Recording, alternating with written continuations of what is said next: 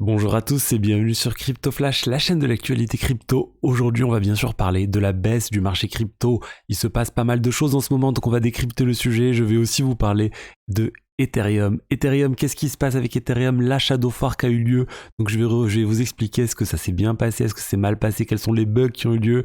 Je vais parler ensuite de Coinbase. Coinbase qui va lancer un film sur des NFT. On va parler aussi de Mastercard qui se lance dans les métaverses. Je vais vous parler d'une blockchain de niveau 1 qui vient de lever en fait plus de 250 millions de dollars pour développer son écosystème, et on parle pas souvent de cette blockchain. Donc voilà, plusieurs sujets d'actualité majeurs aujourd'hui. Pour ceux qui connaissent pas la chaîne, tous les jours je vous fais une synthèse des meilleures actus sur les crypto-monnaies. Donc n'hésitez pas à vous abonner et activer la cloche si c'est pas encore fait. Et vous trouverez dans la description pas mal de liens pour vous abonner à mon Twitter, à mon Telegram, pour vous inscrire à une formation pour débutants dans les crypto-monnaies. Si vous tombez sur cette vidéo un peu par hasard et que vous comprenez pas trop ce que je dis, n'hésitez pas à aller jeter un œil à cette formation. Commençons maintenant par le cours des crypto-monnaies. Regardez le marché, comment il est en baisse aujourd'hui. On a un Bitcoin à moins 7,7%. On est passé en dessous de la barre des 40 000 dollars. Ethereum, on est passé en dessous de la barre des 3 000 dollars, moins 9%. Le marché dans sa globalité, il est en baisse de 8%. Donc c'est vraiment une mauvaise journée pour les cryptos. La quasi-totalité des cryptos sont en baisse. Solana, Cardano, Terra font toutes les trois plus de moins 10%, moins 11, moins 12, moins 13, Avalanche moins 12. C'est vraiment la catastrophe au niveau des cryptos. Et qu'est-ce qui est en train de se passer? En fait, il y a pas mal de choses dans le monde crypto, et même pas que la crypto, même des choses qui affectent le marché boursier. On a encore la Fed, la Réserve fédérale américaine. On a cet article de Reuters qui nous indique en fait que la Fed devrait augmenter en fait ses taux d'intérêt plus rapidement que prévu. Plusieurs économistes s'attendent en fait maintenant à une hausse de 0,5 points au niveau des taux d'intérêt de la Fed pour plusieurs mois de suite en fait.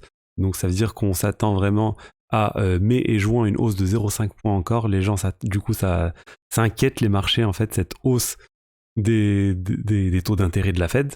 Je vais pas revenir sur le lien entre les taux d'intérêt et l'inflation, mais voilà, il y a un lien, et c'est pas très bon pour les marchés financiers et les marchés crypto qui sont liés aux marchés financiers, qui sont corrélés en tout cas aux marchés financiers à court terme. L'autre information, c'est l'ancien président de BitMEX, c'est un exchange, il s'appelle Arthur Hayes. Arthur Hayes, il est très connu dans le monde crypto. Et en fait, il a publié un blog qui est assez long, 16 minutes pour lire tout l'article. Et en fait, le résumé, c'est que d'ici juin, eh ben, le Bitcoin devrait atteindre les 30 000 dollars. On devrait toucher les 30 000 dollars au moins une fois d'ici juin. Et Ethereum devrait toucher les 2500 dollars d'ici juin. Donc c'est une très mauvaise chose, comme vous pouvez le voir. Est-ce que c'est ça qui fait baisser les marchés aujourd'hui? C'est un concours de circonstances. Il y a une panique générale qui est associée au taux de la Fed, associée à cet article, à ce blog d'Arthur Hayes, font un peu paniquer tout le marché crypto. Donc pourquoi il dit que ça va baisser? Il pense que le marché crypto est très corrélé au Nasdaq 100. Nasdaq 100, c'est l'indice des principales des plus grandes entreprises en fait non financières cotées au Nasdaq. Donc en fait, c'est principalement tout ce qui est tech, hein, Apple, Microsoft, Amazon, Facebook, Alphabet. Donc il pense qu'il y aura une chute que les actions du Nasdaq vont baisser. Et à cause de l'inflation, à cause de la guerre en Ukraine, à cause d'un certain nombre de choses, et que ça va faire baisser avec le marché crypto. Du coup, lui, il prend des protections contre cette chute, et il parie en fait, il met des put options, donc c'est des choses qui permettent de parier sur la baisse du marché crypto. Donc voilà concernant ce sujet des cryptos. Maintenant, on va parler de bonnes nouvelles, d'assez bonnes nouvelles concernant Ethereum. Ethereum, je vous l'avais annoncé dans la vidéo d'hier, n'hésitez pas à aller voir si vous ne l'avez pas vu, que la Shadow Fork devait avoir lieu aujourd'hui. Donc cette tentative de merge, donc la prochaine mise à jour d'Ethereum, ils ont voulu la tester en conditions réelles aujourd'hui sur le réseau principal de Ethereum, et au final, ça s'est plutôt bien passé. Il y a eu quelques petits problèmes sur des logiciels qui sont pas majoritaires sur le réseau Ethereum. On parle de Nethermind et de Besu. Pour vous montrer, le logiciel le plus utilisé sur le réseau actuel, c'est Get. Donc Go Ethereum avec 82%, Erigon 8%, Open Ethereum 6%, et Nethermind et Besu, ils ont vraiment 1% chacun. 2,5% au total. Donc c'est ces deux logiciels qui n'ont pas bien fonctionné lors de merge qui a été simulé avec cette shadow fork. Mais à part ça, c'était plutôt une bonne chose en fait. Et la mise à jour a pu avoir lieu, les blocs ont été finalisés, il y a eu quelques petits problèmes, mais c'est, on va dire, la partie rouge, c'est ce qui ne va pas, et la partie verte, c'est tout ce qui s'est bien passé. Donc globalement, ça s'est plutôt bien passé cette shadow fork, et ça reste une bonne chose qui vient d'avoir lieu. Alors est-ce que le merge va être retardé ou non? C'est toujours difficile à dire, je pense moi qu'on est toujours bien parti sur l'été, en tout cas il n'y a pas eu de bug majeur qui aurait clairement annoncé un retard pour The Merge. Si ça avait complètement échoué, là on aurait dit que ça allait être un retard. Là ça se passe plutôt bien, mais juin ça reste quand même très très optimiste, et ils ont dit qu'ils vont retester la semaine prochaine, il y aura encore une autre shadow fork, donc on va voir. Là ils vont tester régulièrement jusqu'à ce qu'il y ait quasiment plus de bugs, et c'est une bonne chose que le réseau Ethereum teste correctement les choses. Nous allons parler maintenant d'autre chose. Je vais vous parler de Mastercard qui vient de déposer 15 marques liées au NFT et au métaverse. Donc ils protègent leur logo en fait, leur logo et leur marque dans le métaverse. On peut voir ici, ils ont déposé tout ça auprès de l'équivalent de l'INPI aux États-Unis. Donc donc là c'est la marque Priceless. Dans d'autres choses c'est leur logo. Donc leur logo rouge et jaune, là vous pouvez le voir ici.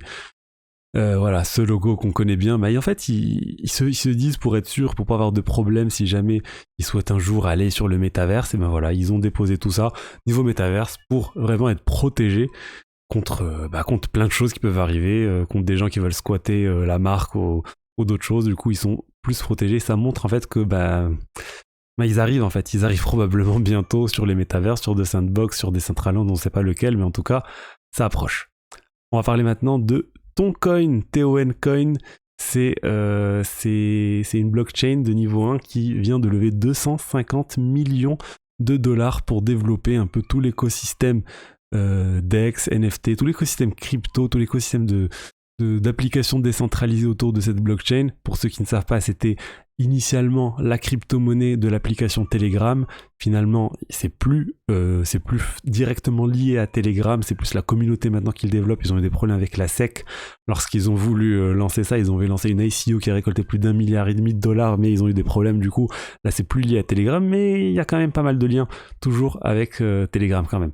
Ça devrait au final finir par arriver d'une manière ou d'une autre sur Telegram.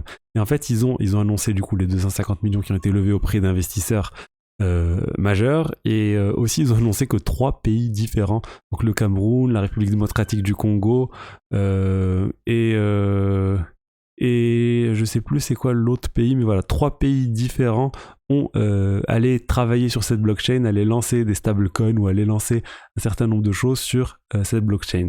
Donc ça veut dire que ça se développe et qu'ils ont des partenariats assez importants. Donc voilà, bien suivre l'évolution de TON. Je sais pas comment ça se prononce d'ailleurs, Ton. En tout cas, c'est une blockchain qui marche plutôt bien.